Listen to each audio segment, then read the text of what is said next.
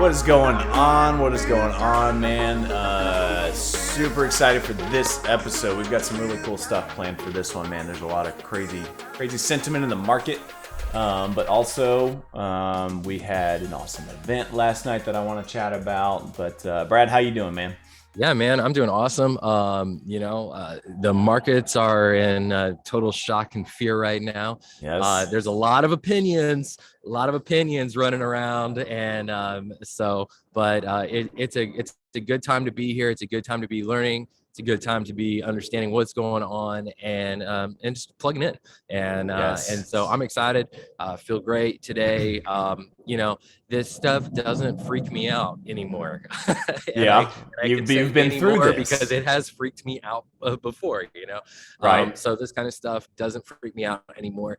And I'm excited. I'm excited to share today, and let's dive in. So yeah, I mean, it's times like these that are very important to surround yourself with people who have either been here before, or they've been here a long time. They've seen these ups and downs. They know how this works. They've seen it in all the markets. Every market does this. It doesn't matter what it is. Absolutely. But with crypto, I mean, you've got the most newer investors in the space, and so the most volatility, right? And so it can very easily, look like everybody's screaming from the rooftops, what is going on, and freaking out because they don't have that longer term experience, but so you've got to find your tribe and find some community and find some trusted sources, and hopefully we can bring some value to that in that regard. But man, last night we had our Crypto and Craft Brews event. It was our second one, and we had a blast. We had about 25 to 30 people there. Everybody had a great time. We had an awesome, I want to give a shout out to our sponsor, K Mining. They put together rigs for mining Bitcoin and some other coins, and they sell those. They also do maintenance on them, and then they'll host them as well. So they were there. Nice. They picked up, the drinks for everybody, which, just shout out to them. They did a great job, and I think everybody got a lot of good value from them as well. But man, it was exciting. We missed you, Brad. We missed you being there, but it looks like you're in paradise. So, hey, I definitely am enjoying this year. So, it's a special year for my family, and we are just using it to adventure and really just do some of the things what me and my wife have wanted to do as a family for a long time. So, yes. And that's what this is about, right? That's exactly right. That's what this is all about. 100% what this is about. And so, yeah, just excited, and and we can get into my journey and what I'm doing on another time. Yeah, that it's not really for this, right? but man, yeah, it's exciting. It's exciting. So for we're having sure. fun, and we changed houses this weekend. Cool. Yeah. Good deal. So the event, man, we're going to do, if you missed last night's, if you weren't able to make it, if you RSVP'd and couldn't make it, or, you're like, what the heck is the Crypto and Craft Brews event? We're going to do these. These are going to be once a month, typically on the second Thursday. I'm going to try to stay consistent there, but you can look us up on Meetup, on the Meetup app. You can just search for Crypto Takeover in there. And RSVP for the next one. I'll get the next one up here shortly, but we would love to have you there. I know a lot of people, I was talking to everybody that was there, got a lot of value from the conversations that happened. And it's just another place that you can go to bounce ideas off of, or, have somebody hand you a Kleenex based on what's going on, right now, and we can hug it out and everything. That's what I love about the crypto community, Mike, is, people find community in all kinds of different things and all kinds of different commonalities and whatever. Right. But what I love about the crypto space is this sense of, hey, we are in this thing together, and we're going to see this through to the end.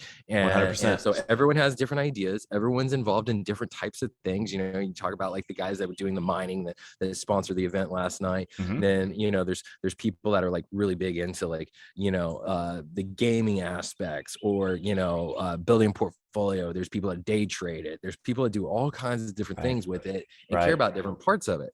And that's what's cool. You can be whatever you want to be in this space, have fun with it, and find, common ground with a bunch of people and just enjoy. And Right. what better way to do that than to go hang out at a Crypto Craft Brews event? Exactly. 100%, man. Yeah. So, Yep. we hope to see you at the next one. But yeah, I completely agree. I think that's a good segue, for what we want to talk about today, right? I mean, we're all in this together. There's an overarching emotional market cycle that we want to talk about, and we're going to show you a cheat sheet for that. That Wall Street investors use and large institutional investors use, and things of that nature. And Brad's going to share some awesome insight into that. We want to talk about Bitcoin halving, a little bit, and kind of talk about the 4-year cycle and what that may look like and how that may look a little different this time, with the sentiment and everything going on in the world. And then we are going to touch on. Brad. What's the last thing you wanted to touch on, man? I'm drawing a blank here. Man, we're gonna talk about market cycles. We're gonna talk about the emotions of it. We're gonna talk about just current market sentiment. We're gonna talk about everything, man. So and you know what, the last thing that we were going to talk about is just because it's so hot in the news this week, we were going to talk just briefly about what happened with Terra Luna. Thank you. So, yes, the Terra Luna thing, for sure. Yeah, there's a lot of other places that you can find out about this, but we are going to touch on it just because we feel like we should. Yeah. So and we're not gonna have one side or the other, you know what I mean, but we're just going to give you the information that's kind of out there and what's going around, and just give you our input on it, right? So because it plays a role. It plays a big role. Absolutely. So. It definitely plays a role in the markets. And so it's good to know. So 100%. But yeah, so without any further ado, let's jump into the markets. I'll go ahead here and share my screen, and we can start pulling up some handy dandy resources. Oh, that sounds good, man. Boom. All right, here we go. So here's where we're at today, guys. This is CoinGecko. It's my personal favorite place just to go look at, all the different prices of where we're at in the market right now. You can see that the current market cap is sitting at $1.3 trillion for the entire market. Bitcoin is at 30,400. It's been kind of fluctuating up to about 31 today. And then back down. Ethereum is hovering around 2100. You see, this is what you guys need to see, though. You see Tether, you see USD coin. You're seeing these stable coins coming back into the top 5. And so money's flowing back into stable coins. People are moving, they're selling and they've moved back into stable coins. And so you see these stable coins moving back into top 10. You see Binance USD is in the top 10 as well there. And so you got 3 stable coins sitting in the top 10.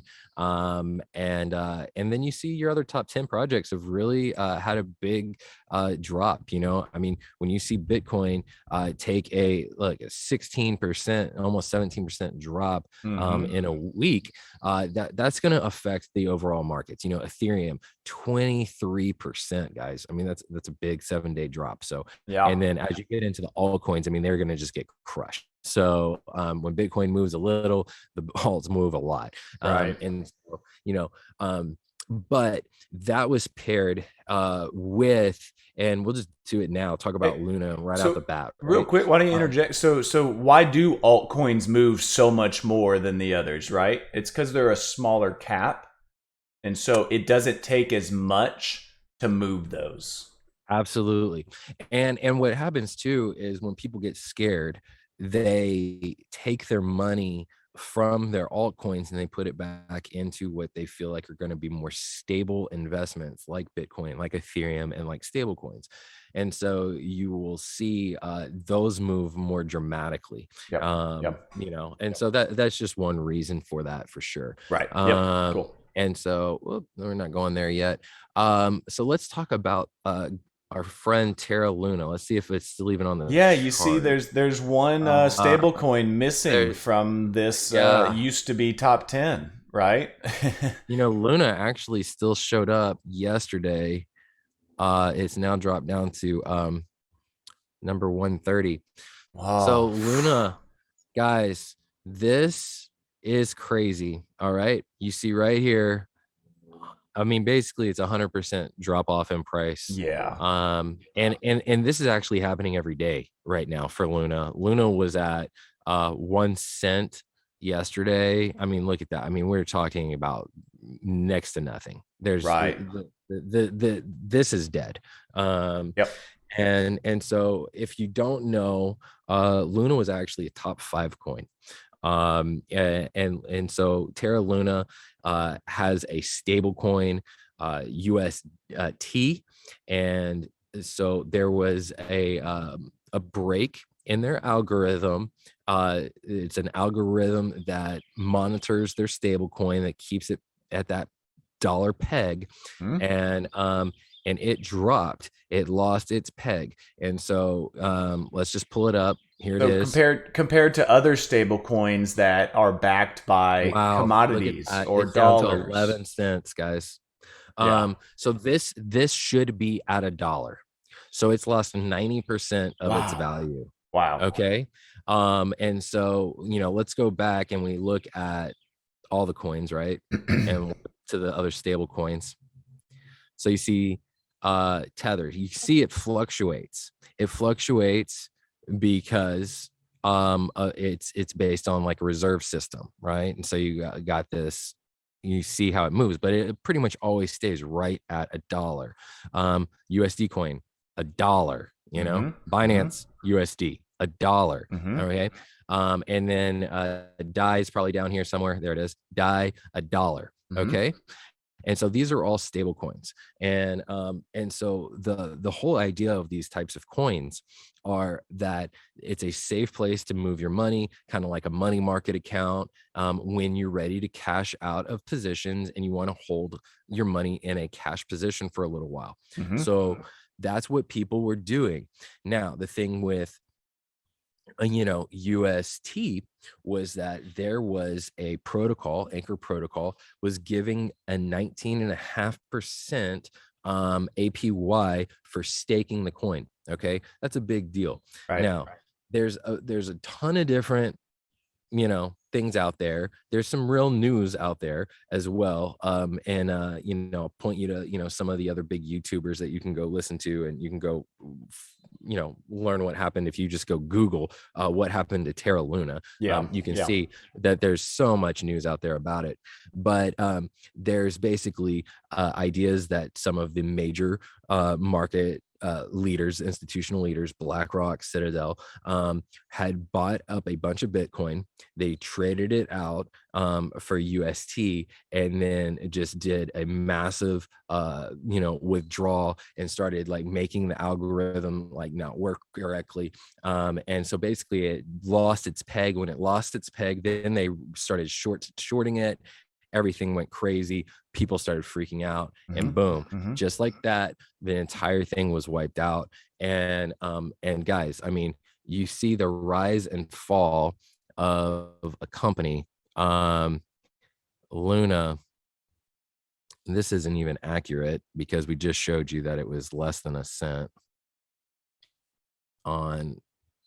Yeah, I think it depends what I guess it depends on who you're looking at, right? Yeah. But I guess that's exactly right, because like on some exchanges they got a pretty wide spread for it. Yeah, the one that I had actually doesn't even go through to TradingView anymore. So it just it's blank, right? Because it's delisted. And yeah, that's exactly right. It's been delisted in a lot of places, and so, but look at this. I mean, you talk about a coin that was like just skyrocketing, and everyone was just loving this project. People were talking very highly of it, and then bam, it just got tanked. And normally you see this kind of movement with like a rug pull, a meme coin. that it's not a legitimate project. Luna it really was. It was a legitimate project, but they had a loophole in the back end of their software, Mm-hmm. and it just got exposed Mm-hmm. by people that don't want to see stable coins be a place where people keep their money. Mm-hmm. And so you saw immediately this was followed up by Janet Yellen coming up and saying that stable coins need to be regulated. Okay. Right. They've been Right. pushing for it. The US government's been pushing for it. The Federal Reserve has been pushing for it. And the conspiracy theory is that, the Fed and BlackRock and Citadel kind of coordinated this attack on Right. the network and just tanked it so they can push for regulation. Right. And so now, they're saying next, watch out for Tether, and, see what happens, because people are, just very, on edge about what might happen in the stables with the stable coins, guys. And so just, be aware of that, Of and do know your what's own going research on. on it. Like Brad said, Google it. It's easy to say, you just type in what happened to Luna and you'll get a bunch Yep. of articles and start doing your own research and figure out, what side you feel like you're on, right? Yep. We just Yep. want to give you the information to chew on. Yep. Hey, that's the thing. We're like, Mike and myself, we are not crypto experts by any means.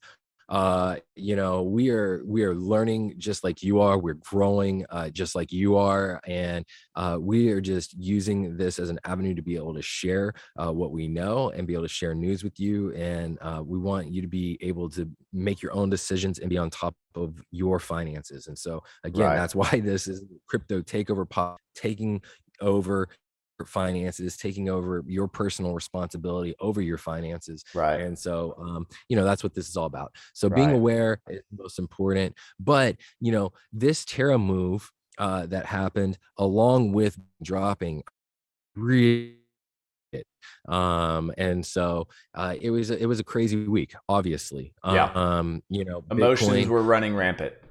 Yep, absolutely. This is my Bitcoin chart, guys. I'd actually drawn this up a couple of days ago and sent it to Mike.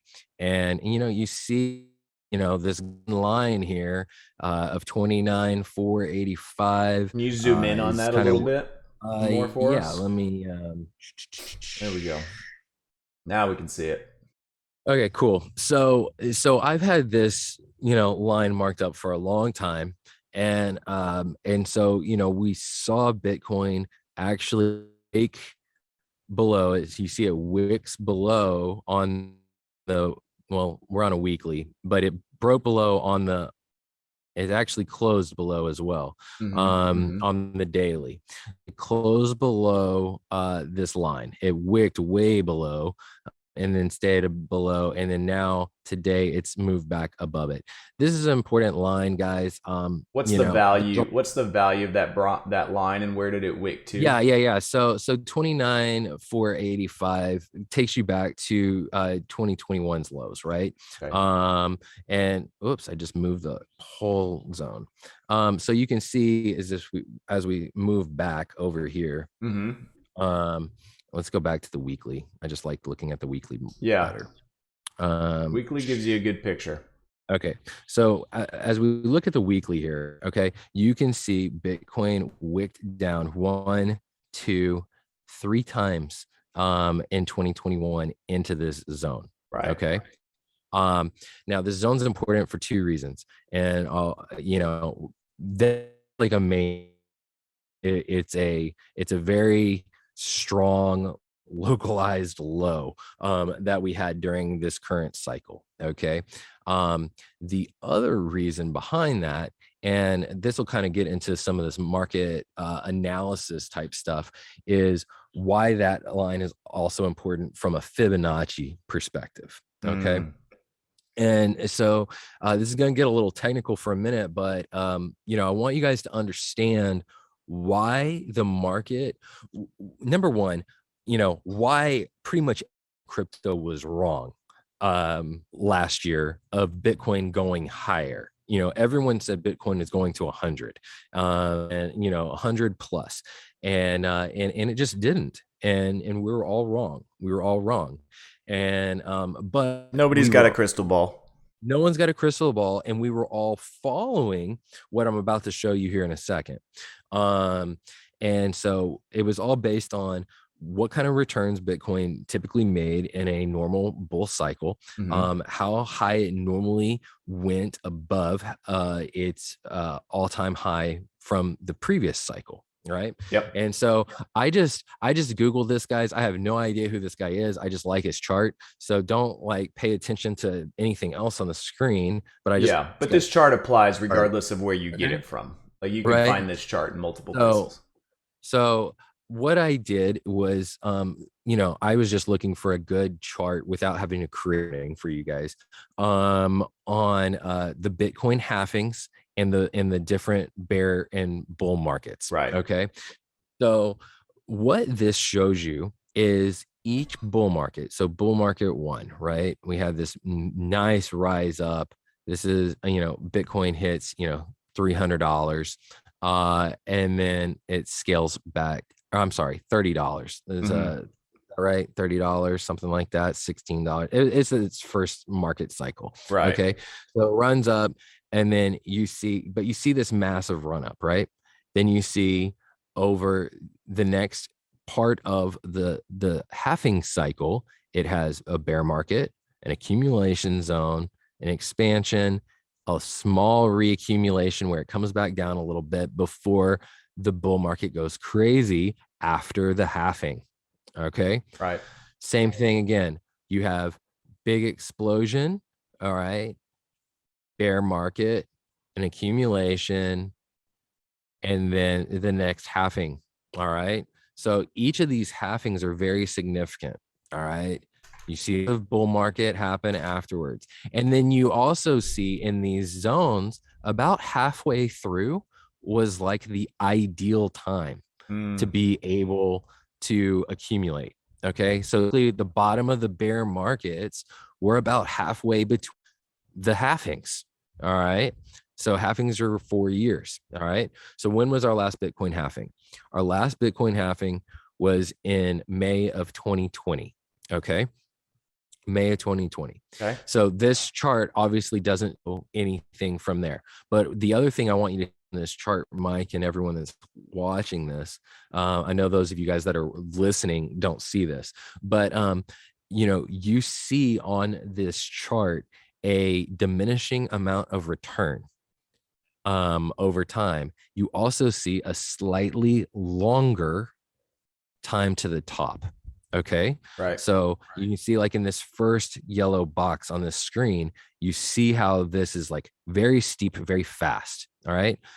Second bull market, not quite as high. So the law of diminishing returns, right? Right. Didn't go quite as high, a little bit wider. So a little bit more time into the cycle, longer bear market.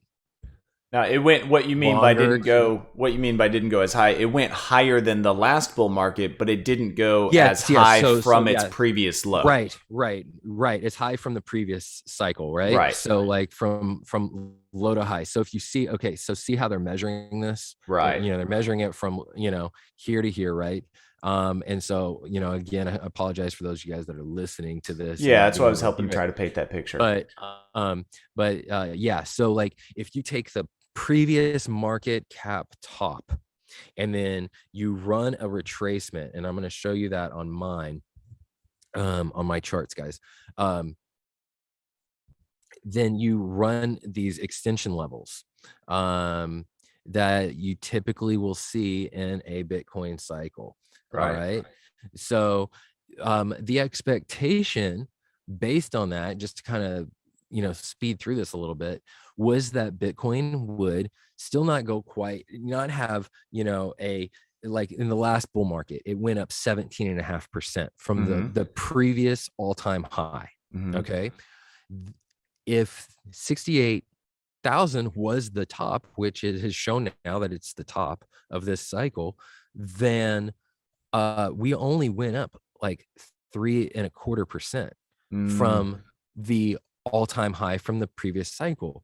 That is what threw everyone off, because it looked like we were having an expanded length in cycle, that it should continue to run up for another, at least doubling of where it had gone. I mean, most people, there was all kinds of people saying different numbers, but no one was saying, for the most part, under 100. I mean, most people were like, I know people were talking about taking profits around 85. People were talking about 100, 120. You had the people that, like on this chart, 220s to 330s were a lot of people's targets. And those target ranges are based on Fibonacci extension levels. Now that gets real technical, and we're not going to do a charting class here. Probably for another time.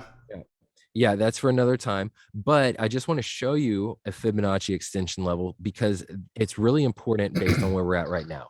And so now, if you run a Fibonacci extension of the 1.618, which means it's a growth of 1.618 over the previous cycle. Okay, so you take this Fibonacci, you run it from the top of the last cycle down to the bottom of it, and it brings you into this zone, which was also my golden line on the other chart. Depending on what chart you look at, it's going to be a little bit different, but the zone basically is like somewhere between 29.5 and 28.5, depending on charts. All right. And so if you look at other Bitcoin cycles, once it has broken that level, it never returns again. It never goes under the level. So you look, okay, here on the last Bitcoin cycle. Okay, so here's two back. Okay, so this is when Bitcoin, this is November of 20. Bitcoin hits 11, almost 1200, and then tanks down to 165 basically. On its next cycle, you see it broke the zone, it retests the zone, never to revisit it again. All right, you see that? So right here, you see it break this growth level, it comes back, it touches it, and then it extends on, never to reach this point again. All right, so next cycle, right, comes up, to 20,000, basically 19,000, 18,000, somewhere in that range, depending on, again, what broker, what chart you look at. And so we do the same thing, extension from here, from high to low of the cycle. So from the 19,000 down to the 3,800, actually it was lower than that. 3,800 was where it hit, like during COVID, but the low of the cycle was 3,300. So you take that, you get that extension level that takes you, you see right here, to right where we're at basically today, 28,675. Okay. And so, when you go back to my chart that I work off of, that's why I've had this zone marked up, because I saw this as a zone. Now, what I have learned about how institutions move money is, what looks like support. This is how retail traders are taught to invest based off of zones, support and resistance zones. Institutions don't move money off of support and resistance zones. They break them, and then they make the move happen. Okay. So that's why I have this little drawing here. Catch that nugget. That was a nugget. So every now I got something good for you. That's why I have this as an area where we could potentially see some bounce here, and move back up before we're having a lower low that breaks through this, what has always been a golden zone before for us, before it rides back up. So that's why I have it marked up this way. Now there's a bunch of different schools of thought, and that's what I want to talk about real quick, and then we're going to wrap up this session. Because I don't want to make this too long.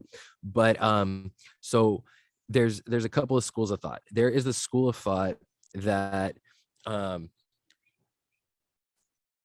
68 or 64,000, the top of the cycle was actually then. So this time last year, beginning of May, end of April of 2021 was the top.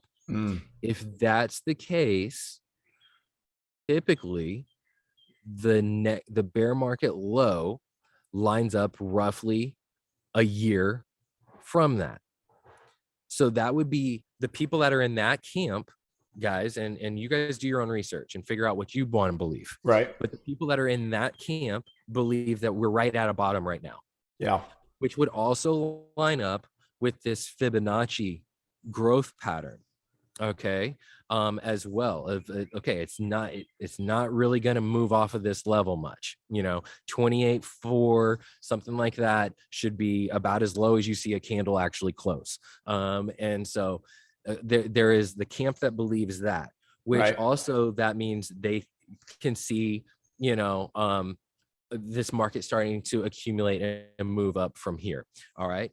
Then you have another camp that's going off of 68,000 being the top of the market. Now, why would 68,000 for the first group not be the top of the market? Well, they're saying it was basically, the dead cat bounce, it like hit the ground, bounces back up, but it actually just went a little bit higher this time instead of creating just like either a double top or just a little bit lower. It went a little higher and then bounced. Okay. Right.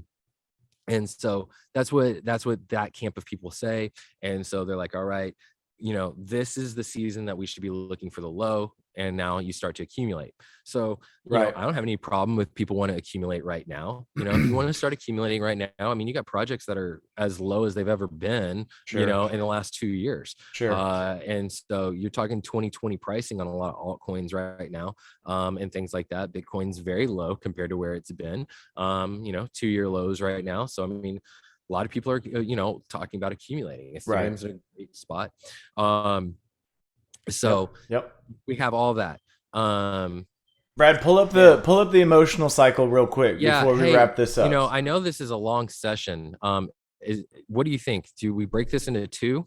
Or maybe we do. Maybe we split this into two, because I mean we still have like that emotional market cycle plays into this, right? Because I mean emotions are super high right now, especially when there are a couple of different, a few different camps and schools of thought and things like that, and people are and we're in a different climate too. I mean the climates from the past couple of cycles for this didn't have as much going on in the world around us right now, whether it's we didn't have the institutional money in the market. Exactly. We didn't have this crazy inflation happening. Right. We didn't have regulation looming. We didn't have talks of war, over with Russia and Ukraine and who's getting involved and who really started that, and what's the reason for that, right?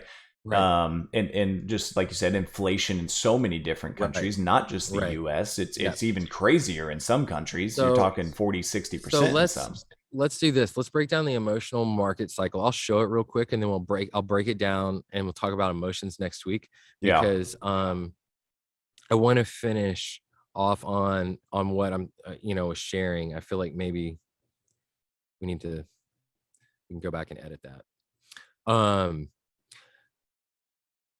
Here's the emotional market cycle. All right, guys. And so you had a lot of people, me included, that thought we were right here in the market cycle. 64,000, 68,000. Right.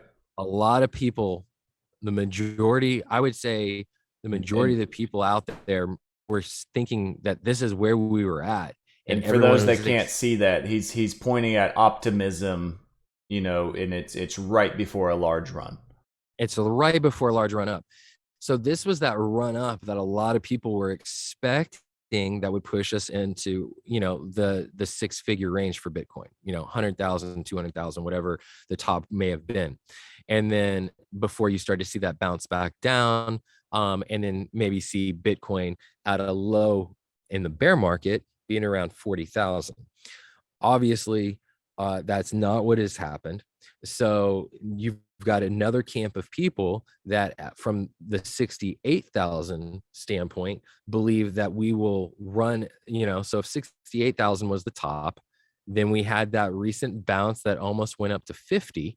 Then if you were to follow this market cycle down and take what a traditional Bitcoin cycle does and drops about 80%, then you would be looking at somewhere roughly between a $13,000 and $10,000 Bitcoin. At the bottom of this cycle, probably sometime late 2022 would be the bottom of this cycle. And to match up with roughly a year out from last November when we were hitting that high, and early or late October, early November. Okay. Right. And so that kind of finishes off that segment. And so those are your two schools of thoughts, guys, that are out there right now. And so you just have to start playing the market the way that you feel like is best. You want to start dollar cost averaging in at this time. It's probably a smart thing to do during a bear market, is to not throw all of your money in at one price point, and to to be able to do that. Right now, looks like the dollar is very strong, although that doesn't make any sense based on what's happened with inflation, but that's the case. And so with that, and with you seeing the markets move like this, what you can do is play it smart, dollar cost average in. You can see typically an emotional cycle takes for a little bit of time here before it rallies back around. Bitcoin cycle, if we're talking Bitcoin cycle 2024, you're talking about April, middle of April 2024. And so for basically all of 2023, leading up to that is great time to be accumulating crypto. And you accumulate crypto during these down markets so you can actually truly appreciate the gains when it makes those runs up, because sometimes those runs up happen in 30 days.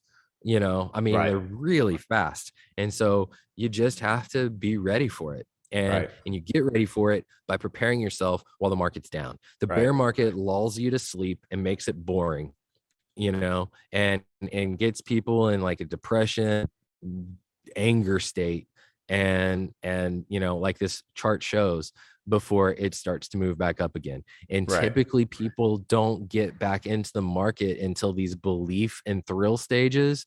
And then that is why the average investor loses money in these cycles, because they're not in it during the hard times. And so, that's why we're doing this right now in the middle of the hard times, guys, is to get you aware, let you know what's going on. I know today's, was a little bit longer than what we typically go for, but I think it's a timely call, important call. It's an important message to know where we're at in these markets and understand what people are thinking. And I hope this was informative. I hope it helps. On our next one, I'll break down more market psychology, and we can break down these emotions a little bit more. But hopefully this was a good day today.